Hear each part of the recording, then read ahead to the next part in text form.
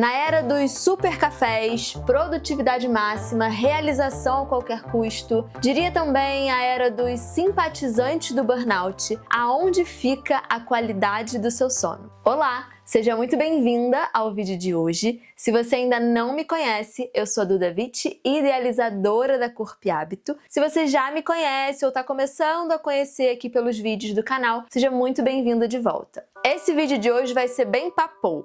Eu trouxe 6 pontos de observação e 6 pontos de ação para você já colocar em prática logo depois desse vídeo. Vamos começar? Bom, esses 6 pontos de observação eu dividi em 3 blocos, eu diria. Um bloco que você vai olhar para a qualidade do seu quarto, um bloco que você vai olhar para a qualidade da sua cama e um bloco que você vai olhar para os seus relacionamentos, para a dinâmica aí com as pessoas que dividem esse momento com você. Vamos então para o bloco 1, o bloco do seu quarto. Começando pela luminosidade. Como que tá a luminosidade do seu quarto? Tenta perceber se você tem uma cortina que faz um bom papel de deixar o quarto escurinho e se essa cortina também faz um bom papel de te ajudar a acordar de manhã. O que acontece? Tem gente que tem aquela cortina blackout super mega ultra, deixa tudo escuro, uma caverna. Pra dormir pode ser bom, mas aí chega na hora de acordar, a pessoa não consegue acordar porque o dia começa, as coisas começam a clarear e você continua naquela caverna, naquela masmorra, escurinho, o seu corpo ele não entende que o dia começou. Então, o primeiro ponto é você entender se essa cortina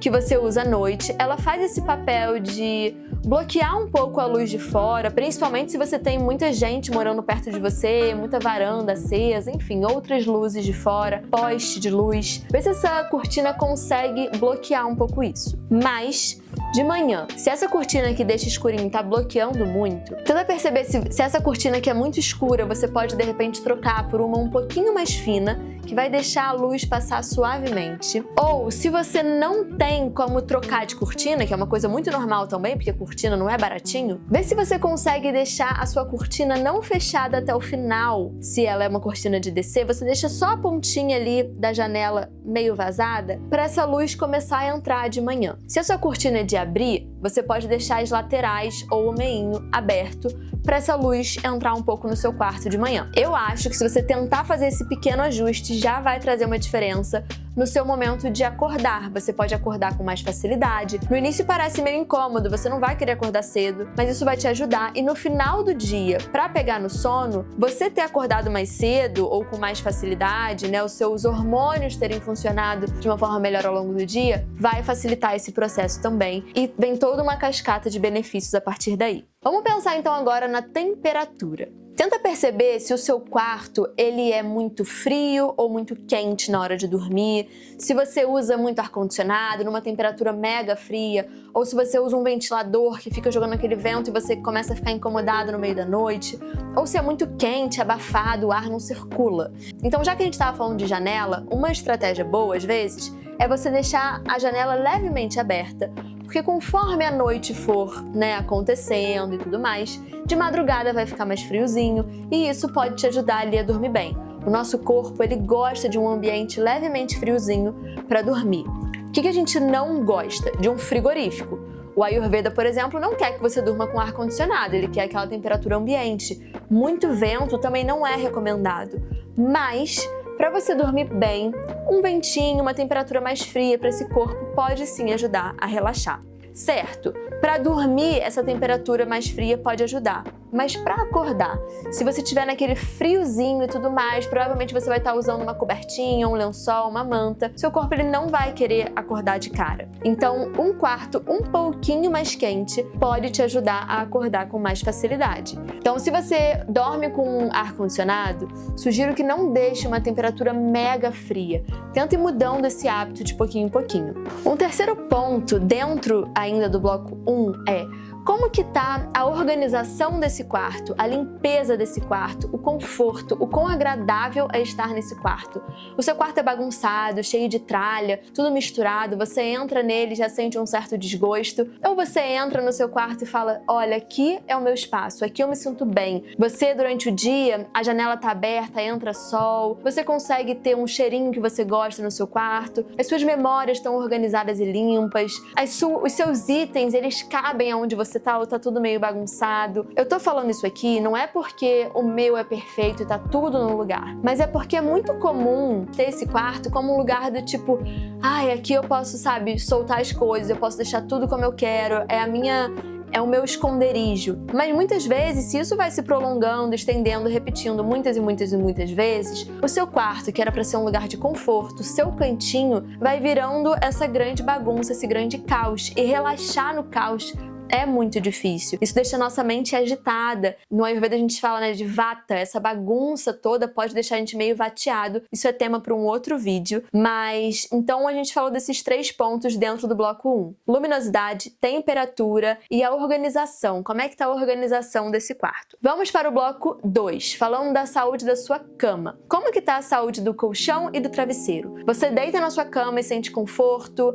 É agradável deitar nela? O colchão tá torto? Ou não, ele tá retinho, ele é macio, é muito duro, é grande, pequeno? Como que é pra você deitar nesse colchão? Pensando em travesseiro, você sente conforto deitando no seu travesseiro? Seu trapézio fica bem, o seu pescoço fica bem? Você prefere deitar sem travesseiro ou com 2 travesseiros, um na cabeça e um na perna? O tecido, né, do seu lençol, da sua fronha, ele é de um tecido que você gosta do contato na sua pele? Eu sei que parece um luxo falar dessas coisas, mas não é, gente. Falar de travesseiro, falar de tecido, falar de colchão quando a gente está falando sobre dormir é extremamente importante. Nosso corpo, ele precisa entender que ele pode relaxar, que aquele momento é confortável, que aquele momento é para ele. Vamos ao bloco 3, falando sobre as pessoas que dividem esse espaço com você, ou seus pets, né, filho, relacionamento. Vamos lá. Vamos então começar por pessoas. As pessoas que dividem a cama com você. Se você divide a cama com alguém, essa pessoa se mexe muito, ronca muito, dorme cedo, essa pessoa vai dormir muito tarde, acaba atrapalhando o seu sono, ou ela acorda cedo demais, já fazendo barulho e também atrapalha o seu sono. Como que é a dinâmica de vocês? Ficam vendo TV até tarde ou ficam mexendo no telefone até tarde? Será que vocês estão se conectando pouco antes de dormir? Será que vocês já acordam cada um no seu momento e não poderiam de repente se conectar também um pouco mais no momento de acordar? É importante ficar atento nisso das parcerias, porque são 2 pessoas diferentes que dormem numa mesma cama. Então tentar encontrar uma forma que funcione para essas 2 pessoas é extremamente importante. Além de pessoas, muita gente ainda tem um pet, né? Um cachorro, um gato dividindo cama. Às vezes eles ficam numa posição que a gente não quer mexer um lençol para não atrapalhar o sono daquele rei, daquela rainha, né? O nosso pet na cama. E você acaba às vezes dormindo meio atento demais, sem poder se entregar completamente, porque você não quer, enfim, afetar o sono do seu cachorro ou do seu gato. Então, falamos aqui de 6 pontos de observação dentro desses 3 blocos: quarto, cama e relacionamentos. Tá? Então, desde a organização do seu quarto, a luminosidade, a temperatura, a qualidade do colchão, do travesseiro, seu relacionamento com as pessoas que você divide cama, se você divide cama com alguém, e também de como que tá aí o seu pet na sua cama, se você tem um pet dormindo na sua cama. Vamos então para os nossos 6 pontos de ação. O que que você precisa fazer para começar a melhorar a qualidade do seu sono? O primeiro deles é você ter um horário fixo para dormir e para acordar. Se você hoje dorme meia-noite, experimenta colocar 15 minutinhos mais cedo. Pelo menos ir pra cama 15 minutos antes. 11h45, 11h30. Se você vai dormir 11h30, tenta colocar 11, o seu momento de começar a reduzir. Enfim, independente se você vai dormir 9 da noite, o horário que você vai, tenta 15 minutinhos antes começar a reduzir. Mas claro, se você dorme bem mais tarde, sente que tá ali entrando em meia-noite de madrugada, tenta se dedicar um pouquinho mais nesse processo de deixar o seu momento de ir pra cama, puxar o freio um pouquinho mais cedo. E ajuste também o seu momento de acordar. Claro, se você puder acordar ali por volta de 6, 7 ou mais cedo do que isso,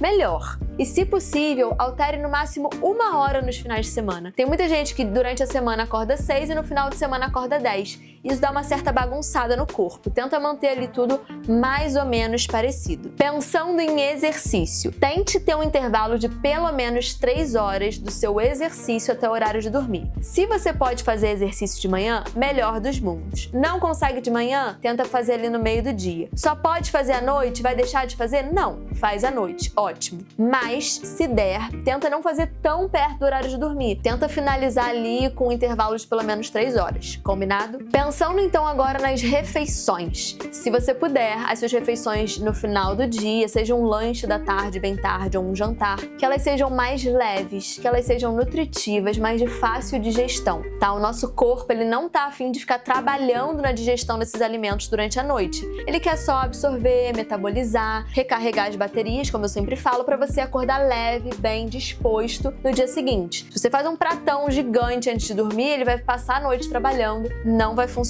certo? Então o nosso terceiro ponto de ação foi regular aí a quantidade das suas últimas refeições do dia. Mas pensando então agora no quarto ponto, a gente vai pensar no horário dessa refeição. É legal que a sua última refeição tenha um intervalo de 2 horas até o momento de você deitar na cama. Então se você janta, independente se é leve ou pesado, é legal que você tenha esse períodozinho pro seu corpo ir colocando as coisas no lugar. E aí quando você for deitar, você não vai ter aquele peso no seu corpo. Ainda sobre horário, né, pensando na sua última refeição, é legal que você tenha um intervalo de 12 horas do seu jantar ao café da manhã, sem deixar o seu café da manhã mais tarde. Então, se o seu café da manhã é 8 da manhã, você vai tentar deixar o seu jantar 8 da noite. Se o seu café da manhã é 7 da manhã, você vai tentar deixar o seu jantar 7 da noite. Não consegue fazer isso? Tenta deixar pelo menos 10 horas, não dá 12 ainda? Tenta 10. Não consigo 10, tenta então um jantar mais levinho ainda. Vai fazendo esse jejum noturno, que você vai ver como que você acorda mais disposto, talvez até com mais fome,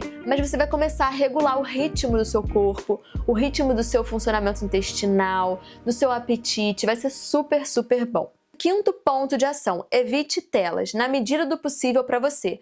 Ai, Duda, todo mundo já fala isso, é tão óbvio. Sim, gente, é tão óbvio, mas precisa repetir, a gente tá viciado. Em qualquer lugar que você vai, tem um monte de gente com a coluna para baixo, mexendo no telefone. A gente trabalha no computador, com telefone, televisão, tudo ali, né, ligado, conectado, um monte de aba e luz azul o dia inteiro no olho. Então, assim, um ajuste que você pode fazer também é usar um óculos de luz azul para você fazer esse uso de telas. Mesmo que você não tenha grau, você pode usar o óculos só com esse filtro. Isso já vai ajudar a reduzir um pouquinho o efeito prejudicial que a luz azul tem no nosso corpo. Mas o ideal, assim, é que se tá ficando de noite, a gente quer reduzir as luzes da nossa casa, quer luzes mais amarelas, mais indiretas e não colocar aquela luz azul no rosto. Então, basicamente seria, seja responsável com o seu consumo de telas, não use passivamente, saiba o horário, quanto você quer consumir, o que você quer consumir, de preferência no período do dia que tenha luz e não sem luz. De noite a gente quer a casa escurinha, com luzes amarelas, indiretas, um lugar acolhedor.